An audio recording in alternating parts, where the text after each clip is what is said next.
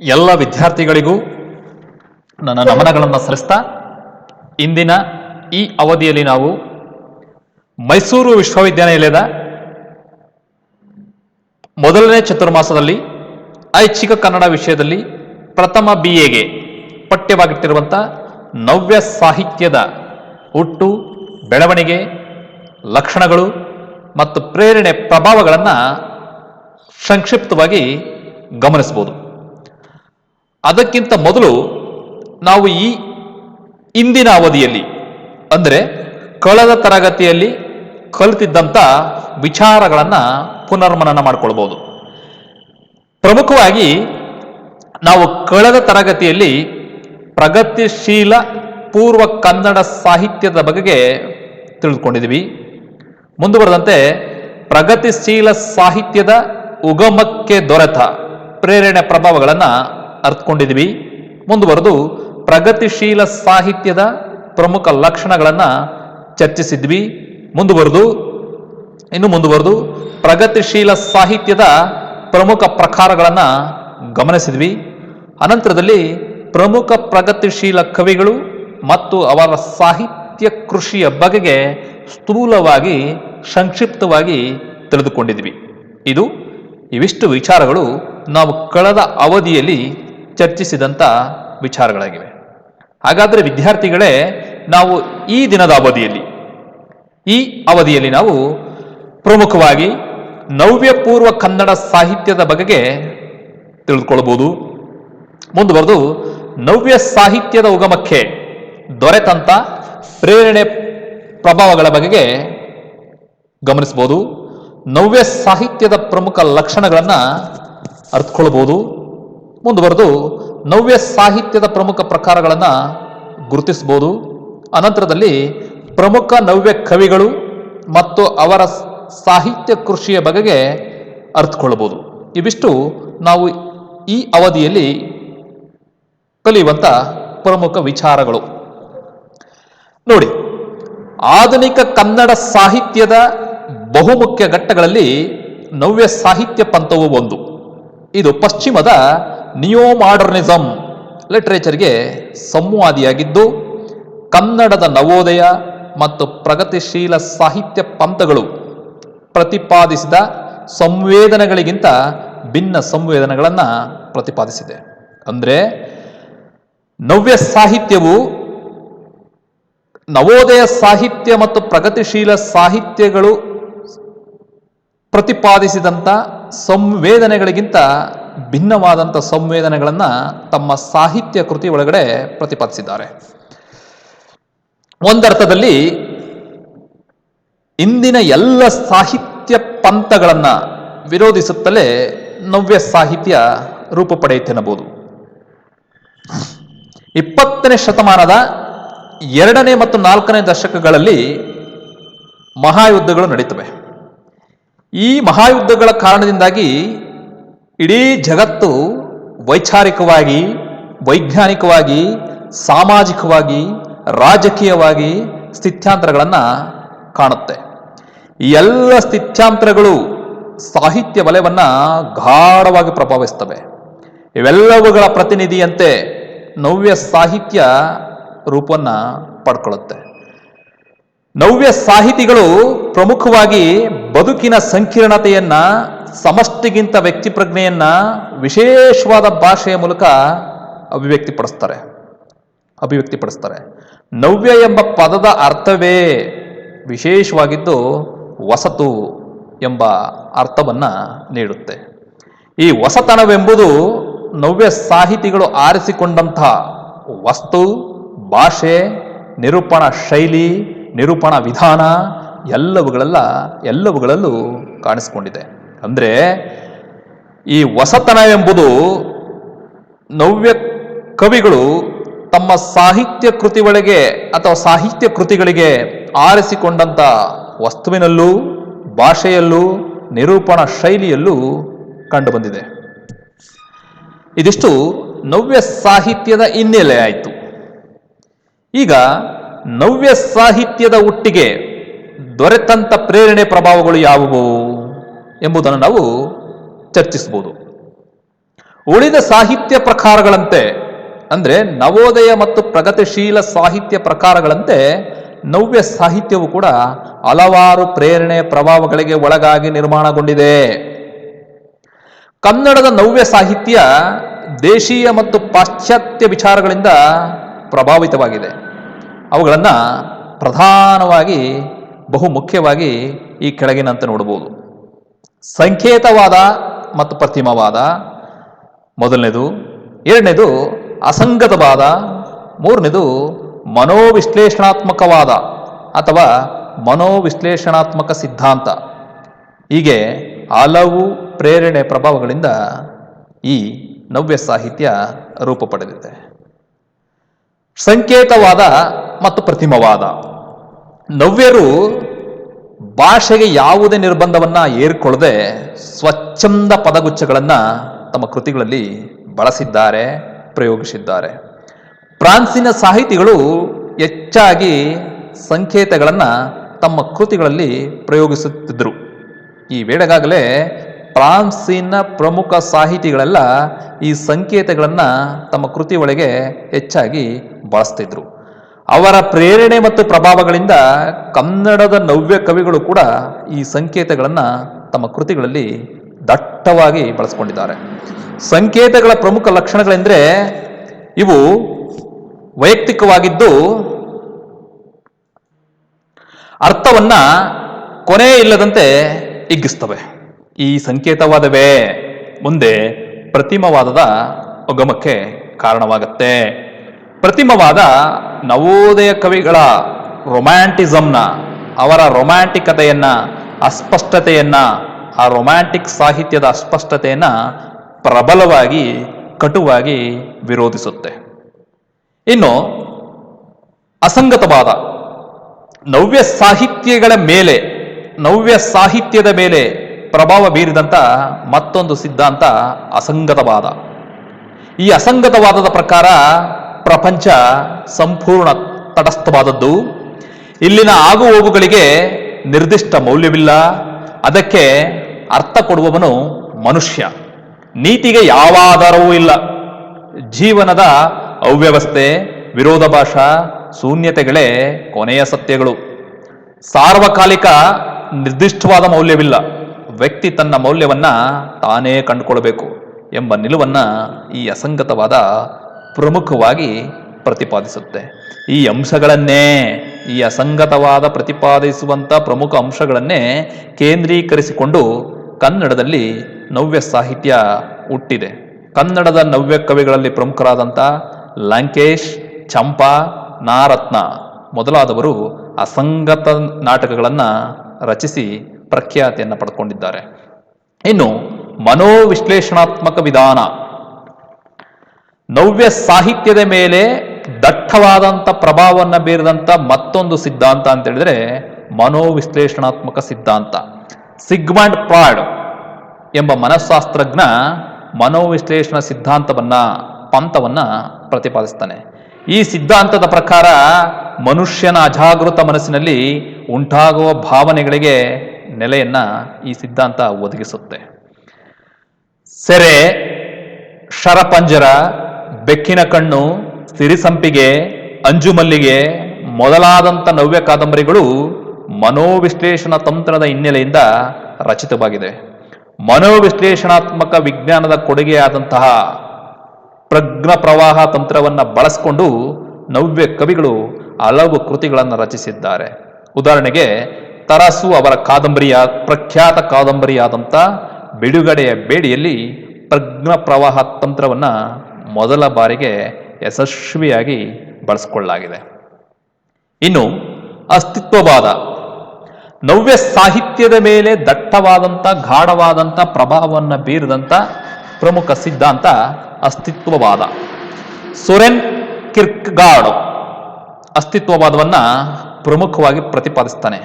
ಈ ಸಿದ್ಧಾಂತ ತರ್ಕಬದ್ಧವಾದಂಥ ಆಧ್ಯಾತ್ಮಿಕ ವ್ಯವಸ್ಥೆಯನ್ನ ನಿರಾಕರಿಸುತ್ತೆ ಮತ್ತೆ ಮನುಷ್ಯನನ್ನ ಕೇಂದ್ರ ಬಿಂದುವಾಗಿಸಿಕೊಳ್ಳುತ್ತೆ. ಮಾನವ ಏನಾಗಿದ್ದಾನೆ ಮತ್ತು ಏನು ಮಾಡುತ್ತಾನೋ ಅದು ಅವನ ವೈಯಕ್ತಿಕ ಹೊಣೆಗಾರಿಕೆ. ಮನುಷ್ಯನ ಅಸ್ತಿತ್ವದ ಆಚೆಗೆ ಯಾವ ಸತ್ಯವೂ ಇಲ್ಲ ಎಂಬ ನಿಲುವು ಅಸ್ತಿತ್ವವಾದಿಗಳದು. ಅಸ್ತಿತ್ವವಾದದ ನೆಲೆಯಲ್ಲೇ ಶಾಂತಿನಾಥ ದೇಸಾಯಿ ಅವರು ಮುಕ್ತಿ ಮತ್ತು ವಿಕ್ಷೇಪ ಎಂಬ ಕಾದಂಬರಿಗಳನ್ನು ಬರೆದು ಪ್ರಖ್ಯಾತಿಯನ್ನು ಗಳಿಸ್ಕೊಂಡಿದ್ದಾರೆ. ಇವಿಷ್ಟು ನವ್ಯ ಸಾಹಿತ್ಯದ ಹುಟ್ಟಿಗೆ ದೊರಕಂತ ಪ್ರೇರಣೆ, ಪ್ರಭಾವಗಳು. ಹಾಗಾದ್ರೆ ಈ ನವ್ಯ ಸಾಹಿತ್ಯ ಆರಂಭದ ಮತ್ತು ಬೆಳವಣಿಗೆಯನ್ನು ಹೇಗುಂಟು ಅಂದ್ರೆ, ನವ್ಯ ಸಾಹಿತ್ಯದ ಆರಂಭ ಮತ್ತು ಬೆಳವಣಿಗೆ ಹೇಗಾಯಿತು ಅದನ್ನ ಮುಂದಿನಂತ ನೋಡ್ಬೋದು. ಎಂ ಗೋಪಾಲಕೃಷ್ಣ ಅಡಿಗರು 1957ರಲ್ಲಿ ನಡೆದು ಬಂದ ದಾರಿ ಎಂಬ ಸಂಕಲನಕ್ಕೆ ಮುನ್ನುಡಿಯನ್ನು ಬರೀತಾರೆ. ಅವರು ತಮ್ಮ ಮುನ್ನುಡಿಯಲ್ಲಿ ನವ್ಯ ಕಾವ್ಯದ ಅನಿವಾರ್ಯತೆಯನ್ನು ಪ್ರತಿಪಾದಿಸ್ತಾರೆ. ಅವರ ಪ್ರಕಾರ ಬದಲಾದ ಕಾಲಕ್ಕನುಗುಣವಾಗಿ ಸಾಹಿತ್ಯದ ವಸ್ತು, ಭಾಷೆ, ಆಲೋಚನಾ ಕ್ರಮಗಳು ಬದಲಾಗಬೇಕು. ಬದಲಾದ ಕಾಲಕ್ಕೆ ಅತ್ಯವಶ್ಯಕವಾಗಿ ಸಾಹಿತ್ಯಕ್ಕೆ ವಾಸ್ತವದ ರಕ್ತದಾನ ನಡಿಬೇಕು. ಸಾಹಿತ್ಯದಲ್ಲಿ ಮತ್ತೆ ಮಣ್ಣಿನ ವಾಸನೆ ಒಡೆಯಬೇಕು. ಸಾಹಿತ್ಯ ಜಗತ್ತನ್ನ ಬಿಟ್ಟು ಬದುಕಲಾರದು ಎಂಬ ಅಂಶಗಳನ್ನು ಪ್ರಮುಖವಾಗಿ ಎಂ ಗೋಪಾಲಕೃಷ್ಣ ಅಡಿಗರು ನಡೆದು ಬಂದ ದಾರಿ ಎಂಬ ಕವನ ಸಂಕಲನದಲ್ಲಿ ಪ್ರತಿಪಾದಿಸ್ತಾರೆ. ಅಡಿಗರ ಈ ಮಾತುಗಳೇ ನವ್ಯ ಸಾಹಿತ್ಯದ ದಿಕ್ಕು ಮತ್ತು ಧೋರಣೆಗಳನ್ನು ತೆರೆದಿಡ್ತವೆ. ನವ್ಯ ಕವಿಗಳಲ್ಲಿ ಮುಖ್ಯರಾದ ಗೋಪಾಲಕೃಷ್ಣ ಅಡಿಗರು ಕೃಷ್ಣನ ಕೊಳಲು, ಹಿಮಗಿರಿಯ ಕಂದರ, ಭೂಮಿಗೀತ ಎಂಬ ಕವನ ಸಂಕಲನಗಳನ್ನು ಆರಂಭದಲ್ಲಿ ರಚಿಸ್ತಾರೆ. ಇವರ ನಂತರದಲ್ಲಿ BC ರಾಮಚಂದ್ರ ಶರ್ಮ ಅವರು 7 ಸುತ್ತಿನ ಕೋಟೆ, ಸೂರಂ ಎಕ್ಕುಂಡಿಯವರು ಬಕುಳದ ಹೂಗಳು ಮತ್ತು ಆವಾಡಿಗರ ಹುಡುಗ ಮುಂತಾದ ಕವನಗಳನ್ನು ರಚಿಸ್ತಾರೆ. ತರುವಾಯದಲ್ಲಿ P. Lankesh, UR Ananthamurthy, Shrikrishna ಆಲ್ನಳ್ಳಿ, KP Purnachandra Tejasvi, Gangadhara Chittala ಮೊದಲಾದ ಕವಿಗಳು ನವ್ಯ ಪಂಥದಲ್ಲಿ ಗುರುತಿಸಿಕೊಂಡು ನವ್ಯ ಸಾಹಿತ್ಯ ಕೃತಿಗಳನ್ನು ರಚಿಸ್ತಾರೆ. ಇವು ಬಹುಮುಖ್ಯ ನವ್ಯ ಕವಿಗಳಾಗಿ ಇವರು ಬಹುಮುಖ್ಯ ನವ್ಯ ಕವಿಗಳಾಗಿ ಪ್ರಖ್ಯಾತಿಯನ್ನು ಪಡ್ಕೊಂಡಿದ್ದಾರೆ. ಇನ್ನು ನವ್ಯ ಕಾವ್ಯ ಪ್ರಕಾರದಂತೆ ನಾಟಕ, ಕತೆ, ಕಾದಂಬರಿಗಳು ಸಾಕಷ್ಟು ಪ್ರಮಾಣದಲ್ಲಿ ರಚಿತವಾಗಿವೆ. ಮುಖ್ಯವಾಗಿ ಸಂಕ್ರಾಂತಿ, ಗುಣಮುಖ, ಜೋಕುಮಾರಸ್ವಾಮಿ, ಯಾಯಾತಿ, ಅಯವದನ, ತೊಗಲಕ್, ಮಹಾಚೈತ್ರ ಇವೇ ಬಹು ಮುಖ್ಯವಾದ ನಾಟಕಗಳು ರಚನೆಯಾಗಿವೆ. ಘಟಶ್ರಾದ್ದ, ರೊಟ್ಟಿ, ಕಥೆಯಾದಳು ಹುಡುಗಿ, ಕಿರುಗೂರಿನ ಗಯ್ಯಾಳಿಗಳು, ಅಬಚೂರಿನ ಪೋಸ್ಟ್ ಆಫೀಸ್, ಕೊನೆಯ ದಾರಿ, ಮುಳ್ಳುಗಳು ಇವೇ ಮೊದಲಾದ ಕಥೆಗಳನ್ನು ನವ್ಯ ಕಥೆಗಾರರು ಬರೆದು ಪ್ರಖ್ಯಾತಿಯನ್ನು ಗಳಿಸಿಕೊಂಡಿದ್ದಾರೆ. ಒಟ್ಟಾರೆಯಾಗಿ ಕಾವ್ಯ, ನಾಟಕ, ಕಥೆಗಳಲ್ಲದೆ ಹಲವು ಕಾದಂಬರಿಗಳನ್ನು ನವ್ಯ ಸಾಹಿತಿಗಳು ಸೃಜಿಸಿದ್ದಾರೆ. ಅವು ಪ್ರಖ್ಯಾತ ಕಾದಂಬರಿಗಳಾಗಿ ಈಗಾಗಲೇ ಕನ್ನಡ ಸಾಹಿತ್ಯ ಚರಿತ್ರೆಯಲ್ಲಿ ಹೆಸರನ್ನು ಪಡ್ಕೊಂಡಿವೆ. ಸಂಸ್ಕಾರ, ಭಾರತೀಪುರ, ಗತಿಸ್ಥಿತಿ, ಮೂರು ದಾರಿಗಳು, ಪರಸಂಗದ ಗೆಂಡೆತಿಮ್ಮ, ಕಾಡು ಇತ್ಯಾದಿ ಕಾದಂಬರಿಗಳು ಮುಖ್ಯವಾಗಿವೆ. ಹೀಗೆ ನವ್ಯ ಸಾಹಿತ್ಯ ವಿಶಿಷ್ಟ ಬೆಳವಣಿಗೆಯನ್ನು ಹೊಂದಿದೆ. ಇವಿಷ್ಟು ವಿಚಾರಗಳು ನವ್ಯ ಸಾಹಿತ್ಯದ ಆರಂಭ ಮತ್ತು ಬೆಳವಣಿಗೆಗೆ ಸಂಬಂಧಿಸಿದಂಥ ವಿಚಾರಗಳು. ಈಗ ನಾವು ಈ ನವ್ಯ ಸಾಹಿತ್ಯದ ಪ್ರಮುಖ ಲಕ್ಷಣಗಳೇನು ಎಂಬುದನ್ನು ಮುಂದಿನಂತೆ ನಾವು ನೋಡ್ಬೋದು. ಅಂದರೆ ಈ ನವ್ಯ ಸಾಹಿತ್ಯ ಒಳಗೊಂಡಿರುವಂಥ ಪ್ರಮುಖ ಲಕ್ಷಣಗಳು ಏನು ನೋಡ್ಬೋದು. ನೋಡಿ, ನವ್ಯ ಸಾಹಿತ್ಯ ಇಂದಿನ 2 ಸಾಹಿತ್ಯ ಘಟ್ಟಗಳಂತೆ ಯಾವುದೇ ಬಂಡಾಯದ ಹಿನ್ನೆಲೆಯಿಂದ ಹುಟ್ಟಿಲ್ಲ. ಅಂದ್ರೆ ನವೋದಯ ಮತ್ತು ಪ್ರಗತಿಶೀಲ ಸಾಹಿತ್ಯ ಪಂಥಗಳಂತೆ ನವ್ಯ ಸಾಹಿತ್ಯ ಯಾವುದೇ ಬಂಡಾಯದ ಮನೋಧರ್ಮದ ಹಿನ್ನೆಲೆಯಿಂದ ಹುಟ್ಟಿರುವುದಲ್ಲ. ಸಾಮಾಜಿಕವಾಗಿ ನಡೆಸಿದ ಯಾವುದೇ ತಾತ್ವಿಕ ಕ್ರಾಂತಿಯಲ್ಲ ಎಂಬುದನ್ನು ನಾವು ಗಮನಿಸಬೇಕು. ಹಾಗಾದ್ರೆ ಇದೇನು? ಇದನ್ನ ಒಂದು ವಿನೂತನ ತಾಂತ್ರಿಕ ವಿಧಾನವೆಂದು ನಾವು ಕರಿಬಹುದು. ನವ್ಯ ಸಾಹಿತ್ಯದ ಪ್ರಮುಖ ಲಕ್ಷಣಗಳನ್ನ ಈ ಮುಂದಿನಂತೆ ನಾವು ಗಮನಿಸಬಹುದು. ಕಾವ್ಯ ಒಂದು ಕಲೆ.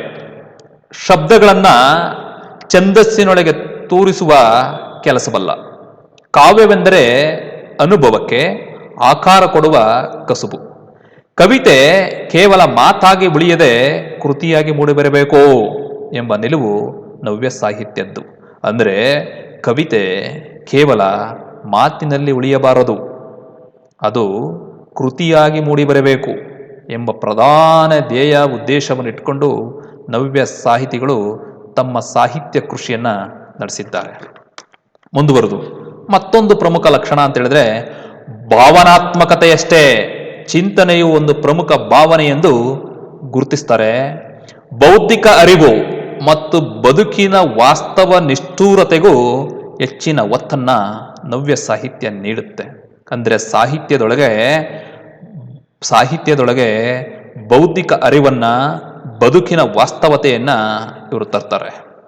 ಮುಂದುವರೆದು ಮತ್ತೊಂದು ಲಕ್ಷಣ, ವ್ಯಕ್ತಿಯ ಬಾಹ್ಯ ಶೋಧನೆಯಷ್ಟೇ ಆಂತರಿಕವಾದ ಶೋಧನೆಯು ಮುಖ್ಯ ಎಂಬ ಪ್ರಧಾನ ನಿಲುವು ನವ್ಯರದು.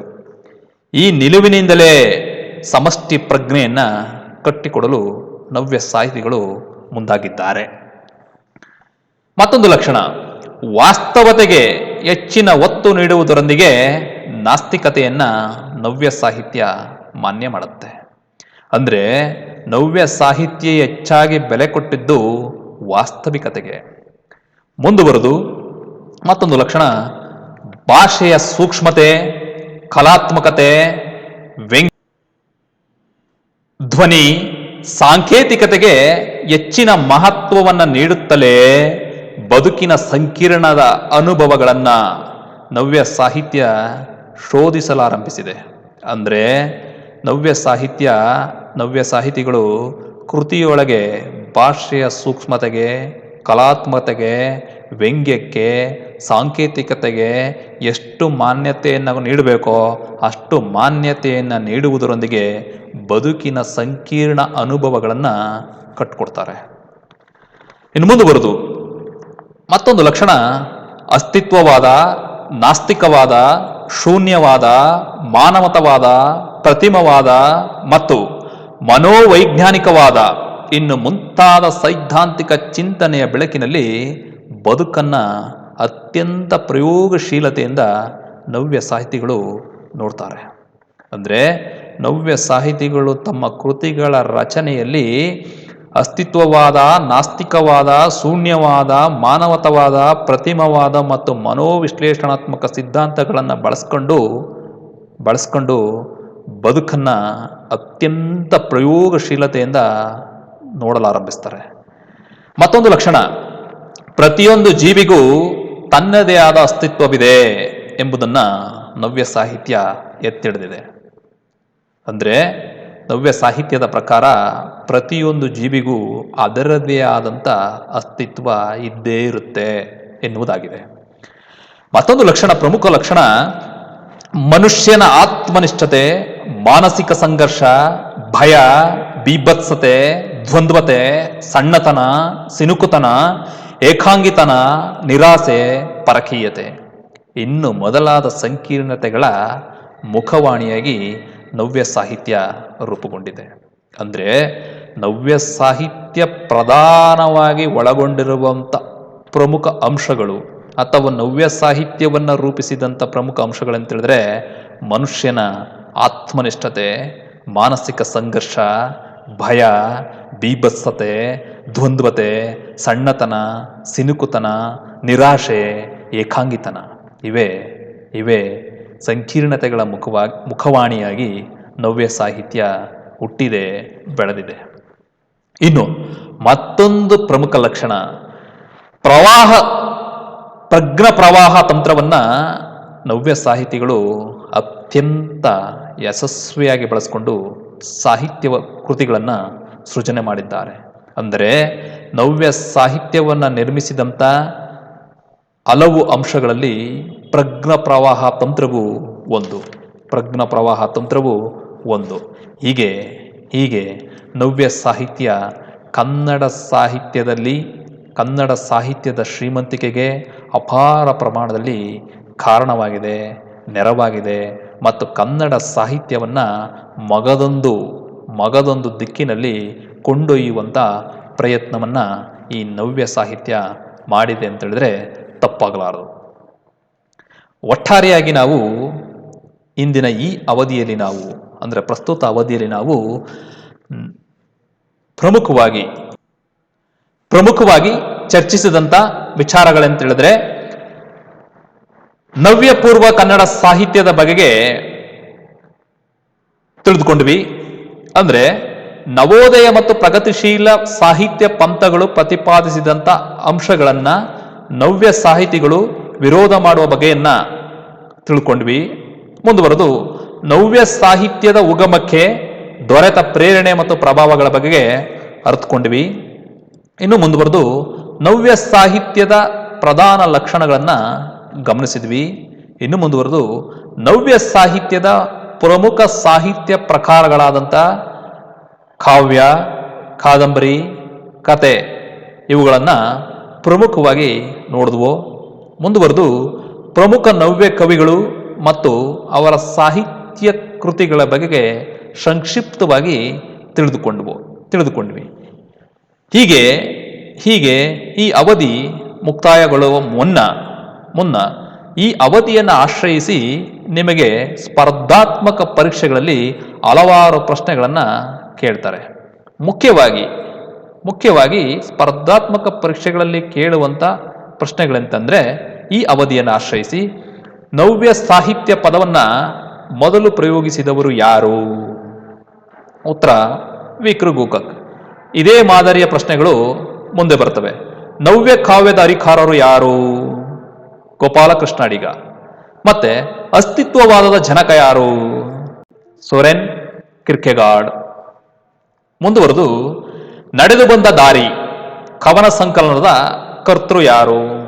ಎಂ ಗೋಪಾಲಕೃಷ್ಣ ಅಡಿಗರು. ಇದೇ ಮಾದರಿಯ ಪ್ರಶ್ನೆಗಳು ನಿಮ್ಮ ಸ್ಪರ್ಧಾತ್ಮಕ ಪರೀಕ್ಷೆಗಳಲ್ಲಿ ಬರ್ತವೆ. ಮತ್ತೊಂದು ಪ್ರಶ್ನೆ, ಮನೋವಿಶ್ಲೇಷಣಾ ವಿಜ್ಞಾನವನ್ನ ಅಥವಾ